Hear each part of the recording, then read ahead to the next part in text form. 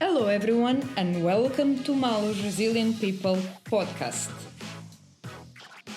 My name is Mara. I'm a writer, a healing therapist, and a life coach who have met hundreds of people with amazing life experience to be shared. Stay tuned and feel empowered with these inspirational stories. Our third guest is Paul Stevenson. Paul has struggled the majority of his life without even knowing the reason behind his difficulties. At 46, he was diagnosed with Tourette Syndrome, and he found the answer he was looking for. After what happened to Lewis Capaldi at Glastonbury, Paul comes as another remarkable story, helping us to understand that even when the tics show up, you are able to conquer your life. Hello, everyone, and hello, Paul. Thanks for being here today with us at the York Unitarians Church. Very kind of you to drive all the way from Scotland. The Scottish borders, yeah. To York.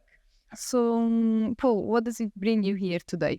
Obviously I got an invitation to come, and I was very happy to accept. And just to really raise more awareness and get a greater platform for making a change in society for attitudes towards neurodivergent brains and people. Could you please present yourself to our listeners? Yeah. Hi, I'm Paul Stevenson. I'm 60 years old.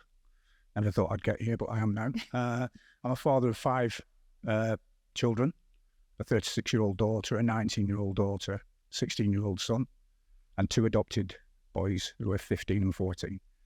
And we're a very neurodivergent family. I myself have got Tourette Syndrome, ADHD, OCD, and the condition has passed down through the genes to 3 of my children and 1 of my grandchildren. So rather than thinking this is a negative thing, I just view it as like 3 generations of awesomeness. So my Tourette's kicked off, basically exploded from nowhere when I was 46-year-old. After I experienced some emotional trauma and didn't really understand what the condition was. The doctor thought maybe I had a brain tumour because of the way things were going. And after plenty of investigation, they realised that I had Tourette syndrome. So before you're 46, you had no symptoms at all? I actually did, but the generation that I was brought up in, born in the 1960s, educated in the 1970s, nothing much was known about these conditions. So what ended up happening was that you got stuck with the negative labels of, so the way my condition manifested itself, I would make noises, I would fidget, I would move around, easily distracted, make barking noises or grunts and sniffs.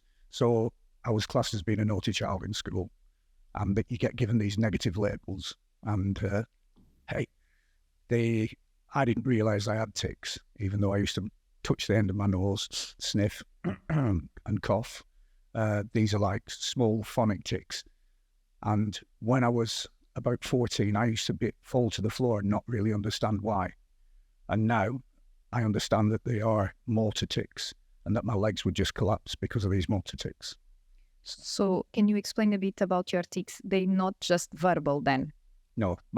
So to fit the criteria of Tourette syndrome, you need 1 or 2 vocal tics and movement tics, motor tics. So some people twist their head back, they nod, click the fingers. They can really, any part of your body could be affected by a motor tic. Because if that signal goes out for you to jump, then you'll jump. But like a lot of people, the tics go unnoticed, and they like try and rationalise that they're just little characteristics rather than putting them down to Tourette syndrome. And how was it for you when you were diagnosed with this condition? It was a relief in the sense that the other option, they thought I had a brain tumour, which when they told me that, I was like sheer dread. But when I got diagnosed, it was pretty strange really, because they said to me, this is very, very rare. This is the worst case of Tourette syndrome I've ever seen. And they left me with that. And there's the door. And I've got to live the rest of my life not really understanding anything about this condition. So by them telling me it's rare and it's the worst case, it made me feel isolated and on my own. So they basically told me what was wrong with me. And But no solution. no solution. Exactly, no solution. So how did you accept that? I didn't at first. I hid away. I didn't want to leave the house. I felt ridiculed by the condition. I have motor tics where my knees dislocate and my shoulders dislocate. So there's a lot of pain involved. And the town that I live in is a holiday town. So while the local people who knew me, they had an explanation as to what had changed. Well, people who were coming on holiday, they used to follow me, used to video me, ridicule me, accuse me of being on drugs or drinking. They didn't understand. So I didn't want to leave the house. So for maybe a good few months, I just stayed indoors and never left. So, How would you describe the support of the government, schools, society to people that are going through this? Well, there's very little support out there. It's classed as a rare condition. It's not a rare condition. Right. So there's no funding from the governments going to it. In some countries, in Europe, there's no money at all. The societies, Tourette societies, have to raise the funds themselves. Everybody thinks it's a comedic condition. There's been movies made, there's been dramas on TV, comedians have got on stage and they've made jokes about Tourette syndrome, it's about swearing. So if in a way, people don't take it seriously and they don't realise, hey, what a debilitating condition it is. I would recommend for anybody who's feeling symptoms or they've seen these symptoms in the child is upon diagnosis, seek a diagnosis because this is so important. Without a diagnosis, you don't get an understanding of what's going on. So after getting your diagnosis, contact Tourette's associations and other people who live with this condition because this is the best prescription you can get. See, there's no drugs or medication designed for Tourette syndrome. There's no cure. And I embrace this condition. I don't like everything about it, but I know I've got it for life. So by me associating with other people who live with Tourette syndrome, I've learned life hacks and strategies in order to deal and cope with the condition. So anybody who's listening and they're in that position, then please, that is the best advice that I could give you. And is there anything that you think can cause your tics to be more higher than other days? Some situations that can Well, it's a social disability in the sense that social anxiety, stress exacerbates a condition and makes the tics worse. So in a very noisy environment where there's lots of people, your tics have a tendency to increase. So this disability increases when you're amongst a lot of other people. Don't get me wrong, I tic all day, every day. But when I'm in public, it's so difficult because obviously, you can create alarm. If I was to shout the F word really loud, which I do, people react to it like, they're anxious. Why has he shouted that? So you get some bad reactions off people. And which kind of activities can you do to calm you down? That's a great question. The activities that I do photography. I used to do art when I was younger, but I've got a movement disorder now, so I can't hold a pencil or a paintbrush. But do you remember earlier when I mentioned that I kept indoors for 3 months? My wife bought me a camera, a very small camera, and she said, I know you used to like doing artwork and painting. She said, why don't you go out and take some photographs? So I went outside with a camera and I came back and I'd enjoyed myself. I started looking for things to take images of. When I came back, I thought, I didn't tic. I'm like, why is that? And upon investigating and carrying on doing that more and more, I found out it was because I was being creative. So that creativity, like in normal social circumstances, the tics are banging to get out, to jump out and escape. But because I was being creative, there was nothing, just silence and peace and calm, which is something that anybody who's got the condition will tell you we very seldom feel like that. So basically, it's something that just needs to activate your creativity. Yeah. So that can come across in music, whether it's someone likes knitting, crocheting, artwork. I know in the community we've got lots and lots of musicians, lots of fantastic sportsmen, and people who are good at writing, reading, loads of different things. But it's finding your creative spot, and usually you'll have found it already but not realised. And but that is one of the best things to investigate, is that creativity, because it gives me respite from my tics. It's actually good that you mentioned that, because 2 weeks ago we had Glastonbury and we had the issue with Lewis Capaldi. How did you describe the episode that he had there? I think watching it was really moving, but also really painful, because I could see his tics coming, and you start to panic then, thinking, oh no, they're going to increase and increase. And then I noticed, and just in that one moment, thousands and thousands of people live and watching on TV maybe saw Lewis's challenges with his tics. And for the first time ever, people have looked and acted with compassion and empathy and assisted and helped Lewis. And to me, that is a fantastic moment, because one thing that I know a lot of our young people in school who are ticking, they get told to be quiet. Stop doing that. Why are you doing that? Lewis, of course.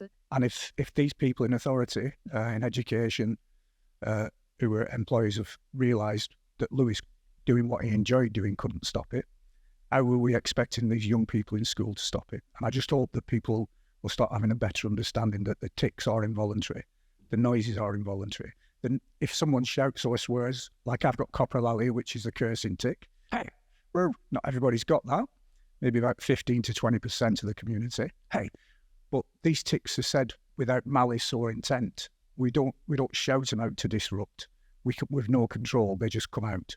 And I think if we can get to a stage, I've got an illustration as to where in the classroom, when I'm talking to teachers, I'll move a chair and it'll make a da-da-da-da-da as it moves across the floor, or I'll bang a table, like put a cup down or a glass. And I said, why is that not a disturbance for you? And I said, it's not a disturbance because you know its source, you know where it comes from. So as soon as people start to realise that these tics haven't got any intention of ill will or malice, and that acceptance takes place, that is going to be a massive big thing, for everybody.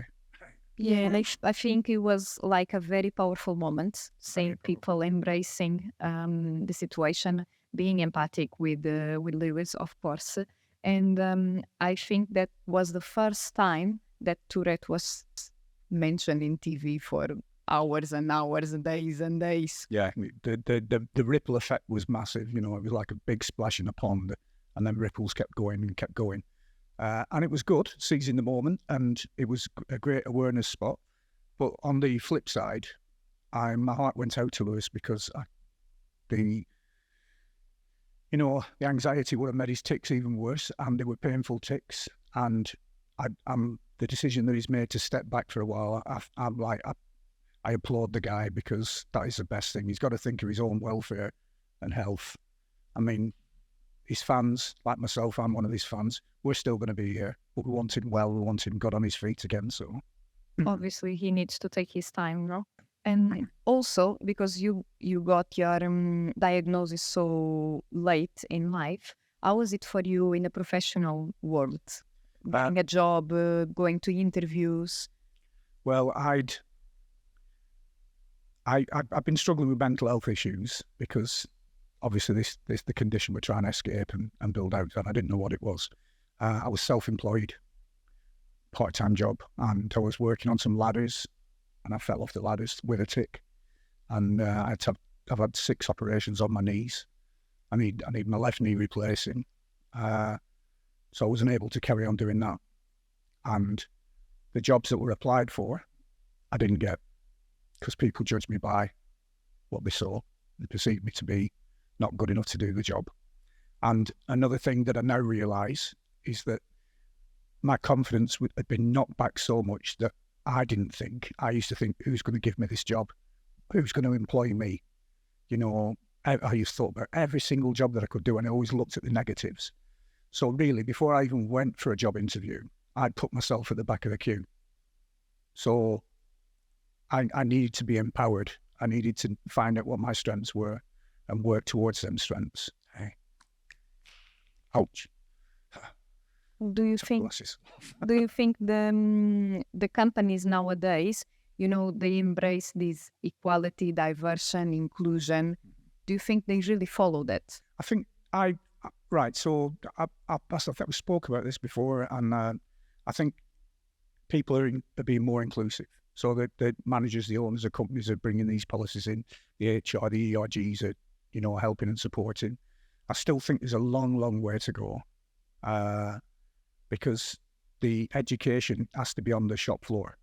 So if you've got managers, but you've got line managers who haven't been educated or don't have an idea, then there's going to be a blockage in the support line. And I think this is where the next steps are, through ERGs, through having educational podcasts in the workplace, getting people to understand these conditions.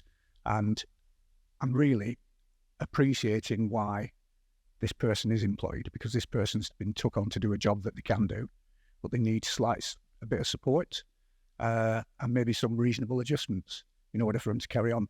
But we've got a very spiky profile, neurodivergent brains, where we know what our challenges are, but we got excellent strengths that are like above and beyond. And I think what we need to do in the workplace is empower people by encouraging these strengths, accepting the challenges, understanding the challenges, and the reasonable adjustments being made, but helping people work to the strengths. And they'll excel at it. They really will. I mean, I myself, from being someone who didn't want to leave the house, you know, becoming a recluse in a way, we're in a matter of a few years. See, what ended up happening with me on I was in a series called Employable Me, and in that series, BBC TV, I was given a cognitive test, what they call them there, positive assessment. Okay. And in that positive assessment, it highlighted what my strengths were. Now, while they existed in me already, and there'd been little glimpses of them, I didn't really know where they were or what they were. So it's like they were hidden inside my brain, and by helping with this thing, they came out. And I'm like, wow, really? You know, I think Nancy said to me, you're in the top 3 percentile. And I'm like, no. Of what? Give us an example. Well, IQ. And I'm like, at school, I got dismissed as being a lazy boy, an idiot, a fool. I was put in the lowest class. I was told that I would maybe spend most of my adult life in prison by teachers, and that I would amount to nothing, you know. So I left school with no qualifications whatsoever. And my first job was working in a plastics reclamation factory, chopping plastic with an axe, because that's all I thought I was good enough to do, you know. I never looked any higher than that. And my aspirations had been beaten back. I'd not been shown any glimmer of hope. So I just relied on what negative labels I got, which were like lazy and, you know, a fool. So. And you had a very heavy experience during your childhood with all of this judgment. And because back in the days, people were not aware. Do you see a difference now with your kids? Well, I think one thing that we have, that is a very important thing about people of my age group now getting diagnosed, is that there's a lot of trauma came for our past. So when I was at school, I got bullied a lot by the other children because I must have appeared different, or something different about me. But I also got severely punished off the teachers, and this was like a physical punishment, you know, being hit with belts, physically punched. From the teachers? From the teachers, yeah. I mean, my first day at school, I didn't have a PE kit. I didn't have my sports equipment. So this is just one example. And I think I was about 8 years old when this happened. Coming to the storeroom, I thought I was going to be given a pair of shorts or some training shoes, and a big belt, split belt, was took out, and I got 3 whacks on each hand. This is like 8.5-year-old. And from that moment in time, then my trust in teacher's authority in education was gone. You know, I thought I'll get bullied by the other pupils, and now I'm getting beat by an adult. Teachers. And the trauma of that carried on all the way through, obviously the people, they can't do that anymore. But I think I've varied off the track as what question you asked me now.